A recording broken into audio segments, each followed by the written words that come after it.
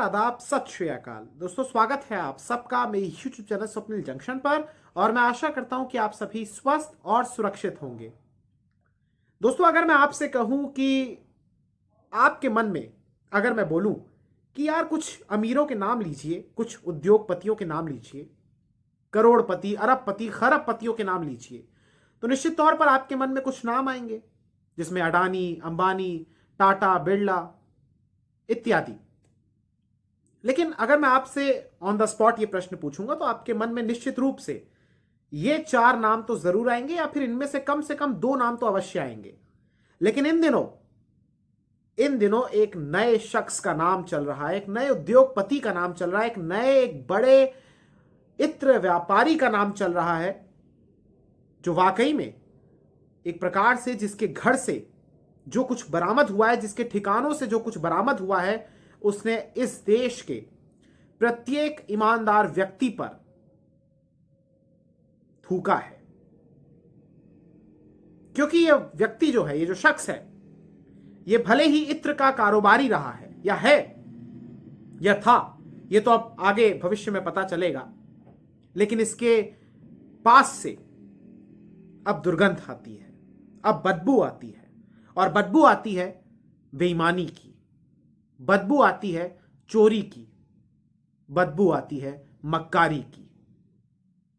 दरअसल GST vigilance team और IT यानी इनकम टैक्स की जो रेड पड़ी है इसके घर पर, पीयूष जैन इसका नाम है। और ये बीते कुछ दिनों से ये अब चर्चा का विषय बना हुआ है, क्योंकि इसके घर से 280 करोड़ रुपए से ज्यादा की धनराशि बरामद की गई है। एक बार फिर से मैं आपके सामने धनराशि कह रहा हूं, 280 करोड़ रुपए।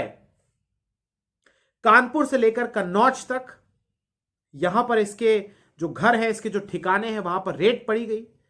और इसके अलावा गुजरात में भी इसकी रेड पड़ी है, मुंबई में भी रेड पड़ी, और तमाम हिस्सों से जो बहुत सारी धनराशि निकलकर सामने आई, उसने हर एक भारतवासी के माथे पर चिंता की लकीरों को और भी ज्यादा बढ़ा दिया है।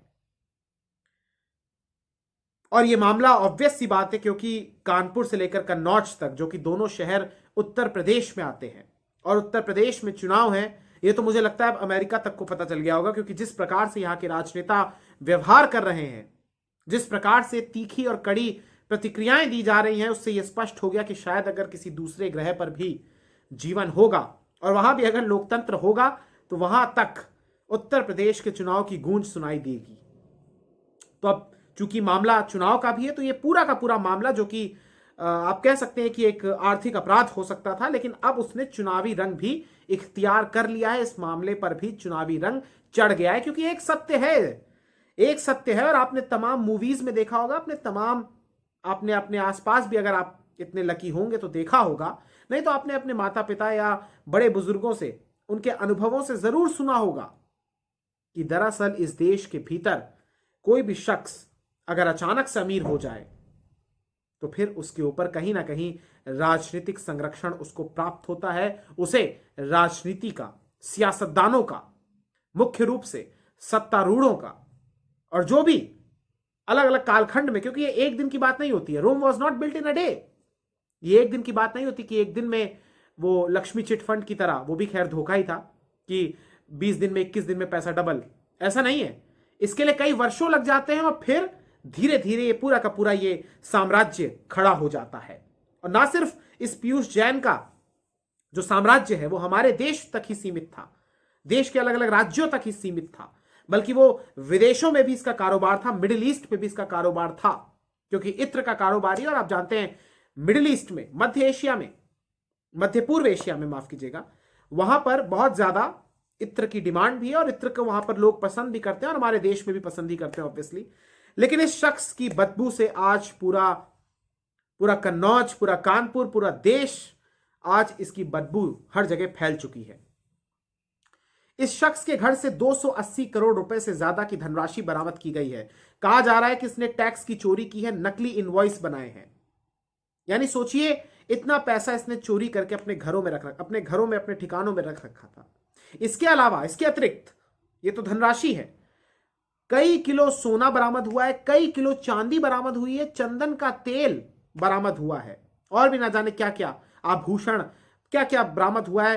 कुछ जरूरी दस्तावेज बरामद हुए हैं प्रॉपर्टी के, महंगी आलीशान प्रॉपर्टी के, बहुत सारी चीजें इसके घर से बरामद हुई हैं।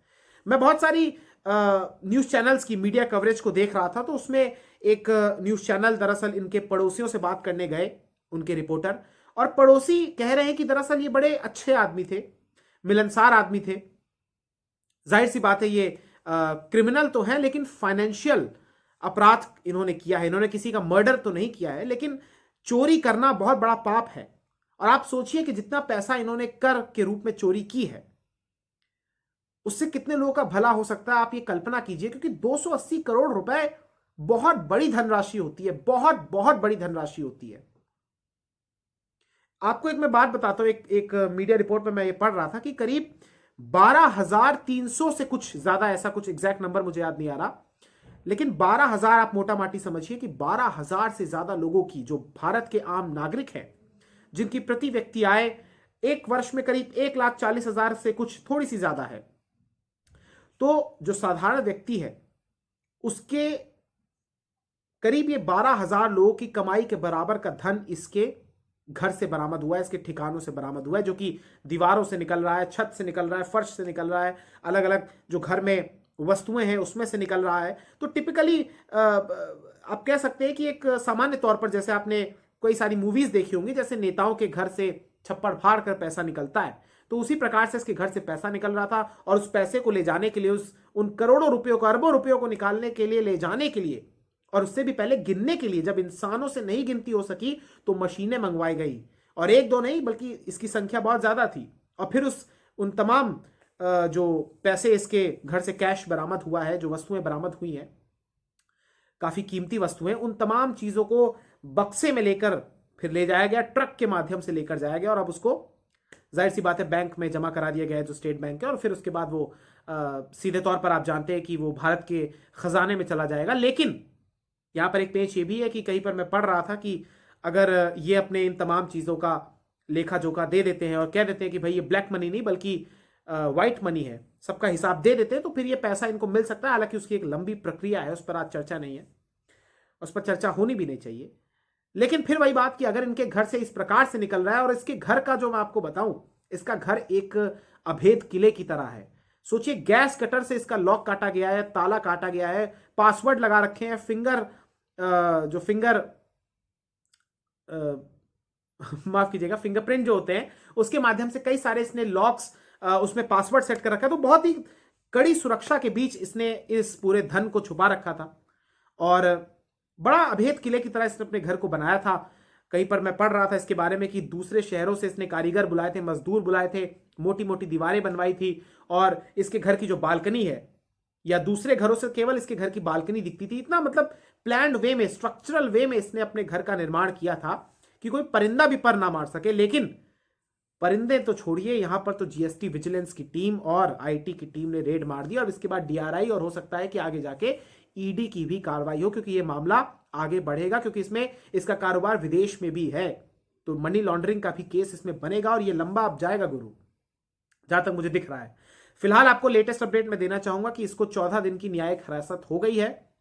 अब ये जेल में है फिलहाल, और कल ही शाम को इसको हुई, और रविवार को आप जानते हैं कि लंबी पूछताछ के बाद, कई घंटों की पूछताछ के बाद इसको गिरफ्तार कर लिया गया था। कल इसको कोर्ट में पेश किया गया, जहां पर इसको न्यायिक हिरासत में भेज दिया गया है 14 दिनों की, यानी 2 सप्ताह की। इसके बच्चे भी अभी फिलहाल जेल में है, कस्टडी में इनफैक्ट। और मैं इसके बारे में पढ़ रहा था दोस्तों, मैं आपको कुछ संक्षेप में बताऊंगा, क्योंकि पूरी गाथा इस प्रकार के बेईमानों की नहीं बताना चाहूंगा। लेकिन पिछले 15 वर्षों में, यानी पिछले करीब 1.5 दशक में, इसका कारोबार फलने फूलने लगा। इसका अब एक पान मसाले का भी नाम आ रहा है, उस ब्रांड का भी। तो इसका कारोबार बेसिकली पिछले 15 वर्षों में फलने फूलने लगा। उसके बाद इसने, पहले जहां एक छोटे से हिस्से में रहते थे अपने घर के, जैन स्ट्रीट में, उस हिस्से को इसने अपने कब्जे में लिया। फिर धीरे धीरे कई मकान अपने अंदर लिए, 3 मकान ले लिए, पीछे गोदाम ले लिया जहां पर केमिकल से कंपाउंड बनाता था। सारे कारोबार वहीं पर चलता था इसका, और फिर इसके बाद ये देश विदेश में ट्रांसफर करता था। और तो और इसके नाम कोल्ड स्टोरेज भी है, इसके नाम पेट्रोल पंप भी रजिस्टर्ड है। सोचिए, बड़ा अमीर आदमी है ये। और शक्ल आप देखिए, शक्ल आपने देखी भी है, और मैंने थंबनेल में भी लगाई है। शक्ल से इतना मासूम, इतना साधारण लग रहा है। और आसपास के जो पड़ोसी हैं वो भी कह रहे थे कि भाई जनाब, जो पीयूष जैन साहब हैं, ये कई बार ऐसा हुआ है कि भाई चप्पलों में, रबड़ की चप्पल में या फिर पजामे में शादी समारोह में या किसी अतिरिक्त अन्य समारोह में चले जाते थे, और बड़े मिलनसार नहीं थे, लेकिन जब भी मिलते थे अच्छे से दुआ सलाम करते थे।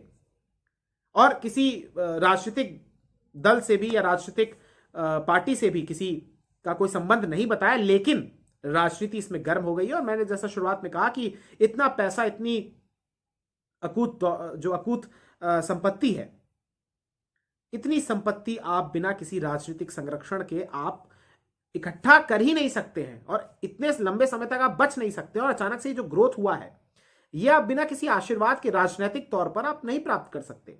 तो लिहाजा योगी आदित्यनाथ ने जब से ये केस, जब से दीवारों से इनके पैसा निकला है, तो लगातार उन्होंने अखिलेश यादव को सार्वजनिक तौर पर रैलियों में तंज कसा और सीधे तौर पर यह कहा कि समाजवाद की काली कमाई है जो अब दीवारों से निकल रही है।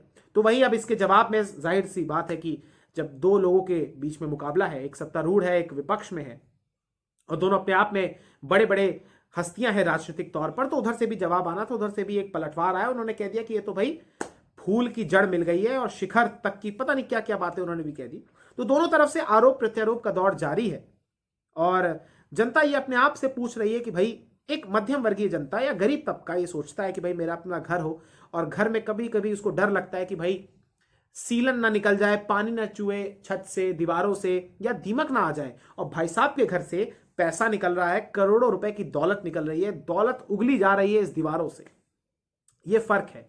और जैसा मैंने कहा कि इस व्यक्ति के इस करतूतों ने थूका है हमारे समाज के उस प्रत्येक ईमानदार व्यक्ति पर जो टैक्स भरता है, जो ईमानदारी के साथ खून पसीना एक करके कमाई करता है और अपने परिवार का पालन पोषण करता है। इसी उत्तर प्रदेश में राजधानी लखनऊ में, जो ज्यादा दूर नहीं है, चाहे कन्नौज हो चाहे कानपुर हो, वहां पर बच्चे अभ्यर्थी जो है वो, शिक्षक अभ्यर्थी जो है वो पद बढ़ाने के लिए आंदोलन कर रहे हैं, धरना दे रहे हैं, उनको पीटा जा रहा है। सोचिए, उनको एक अदद नौकरी मिल जाए, पद मिल जाए, उसके लिए वो भीख मांग रहे हैं। यहां पर इस टाइप का व्यक्ति, पीयूष जैन जैसे शख्स, यहां पर मजे लेते हैं। और शुक्र है कि इसके धन दौलत बच गई या निकल गई, पकड़ में आ गई। लेकिन एक बात यहां पर, एक चीज और कहनी पड़ेगी, और आपको इस पर गौर भी फरमाना चाहिए कि देखिए, इस पर खुशी मनाई जाए, उत्सव मनाया जाए कि इस प्रकार की इतनी सारी दौलत को बरामद किया गया और अब ये विकास के कार्यों में लगेगी, या फिर इस बात का दुख मनाया जाए कि पीयूष जैन तो केवल एक मोहरा है, या एक छोटा सा हिस्सा है उस बड़े साम्राज्य का, उन तमाम बेईमानों का जो टैक्स की चोरी करके अपने खजाने को भरते हैं और फिर विदेशी टूर लगाते हैं, महंगे महंगे आभूषण पहनते हैं, महंगे महंगे कपड़े पहनते हैं, महंगी महंगी आलीशान गाड़ियों में घूमते हैं।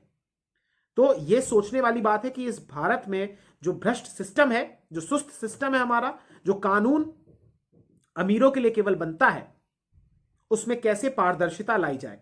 और यह सवाल तो यह भी बनता है कि आखिर इतने लंबे समय तक ये फलने फूलने कैसे दिया इस कारोबार को। और हम तो ये, या प्रधानमंत्री नरेंद्र मोदी के अनुसार अगर मैं जाऊं तो वो तो सीधे तौर पर कहते थे कि भाई जब नोटबंदी हो जाएगी तो इस प्रकार की करप्शन खत्म हो जाएगी। लेकिन ऐसा कुछ नहीं हुआ। ये सब क्या है? ये सब काला धन नहीं तो क्या है ये सब? और पारदर्शिता या स्वच्छता, स्वच्छ धन ऐसे आएगा? दीवारों से निकल रहा है उसके धन। अच्छी बात है आपने उसको पकड़ा, अच्छी बात है, लेकिन ऐसे सभी लोगों को पकड़ना चाहिए ना। अब इस पर सियासत शुरू हो गई है, यह नहीं होना चाहिए। हालांकि अभी दोनों के बीच में एक प्रकार से एक जंग छिड़ी हुई है, एक वो रस्साकशी हो रही है कि भाई पीयूष जैन किसका व्यक्ति है, पीयूष जैन किसका आदमी है। लेकिन ये तो पता नहीं आगे चलेगा कि नहीं। लेकिन फिलहाल पीयूष जैन जेल में है और अब उससे पूछताछ होगी और अब लगातार और भी हो सकता है कि चीजें सामने आए। लेकिन वो दृश्य देख के वाकई में दुख होता है कि एक व्यक्ति, और सबको पता है कि भाई इंसान ऊपर जाएगा खाली हाथ ही जाएगा, तो इतनी सारी संपत्ति को इकट्ठा करना, एकत्रित करना, कहां से इसका कोई औचित्य बनता है? कितने लोगों के ये हित में जा सकती थी संपत्ति। लेकिन आप सोचिए कि इस देश में बहुत सारे कुबेर बैठे हैं, बहुत सारे ऐसे लोग हैं जिनके अपने अपने इत्र लोग हैं, अपने अपने व्यापार के व्यवसाय के अनुसार अपने अपने लोग सजा रखे हैं। ये तो एक शख्स पकड़ में आ गया है। लेकिन कल्पना कीजिए कि इस भारत के भीतर कितने सारे धन कुबेर बैठे हैं जो स्वर्ग में नहीं, देवलोक में नहीं, बल्कि इसी पृथ्वी लोक पर है, इसी पृथ्वी लोक के हमारे महान देश भारत में है। और हमारी सरकारों पर आरोप ही लगते हैं कि अगर थोड़ा सा वो दिशा से हटके उनको फाइनेंस करने वाले, तो फिर सीधा ईडी, सीबीआई और तमाम जो एजेंसियां होती हैं वो उनके पीछे लग जाती है। ये छवि बदलनी होगी, और ये छवि तभी बदलेगी जब एक प्रकार से एक नीयत साफ होगी। बहरहाल पीयूष जैन को तो जेल में सड़ाना चाहिए, और इन जैसे और भी लोग अगर इस प्रकार से पकड़े जाएं, और चुनाव की टाइमिंग ही नहीं बल्कि हर दौर में हर समय पकड़े जाएं, अगर हर समय तो खैर नहीं होगा लेकिन पकड़े जाएं तो ठीक रहेगा। दुख होता है कि आम आदमी के इतना बड़ा अट्टहास किया जाता है, उस पर उपहास उड़ाया जाता है उसकी ईमानदारी का, ऐसे बेईमानों के द्वारा। ये लोग जेल की सलाखों के पीछे होने चाहिए। बहुत बहुत शुक्रिया, बहुत बहुत धन्यवाद। जय हिंद, जय भारत, वंदे मातरम, इंकलाब जिंदाबाद, सत्यमेव जयते, नमस्कार।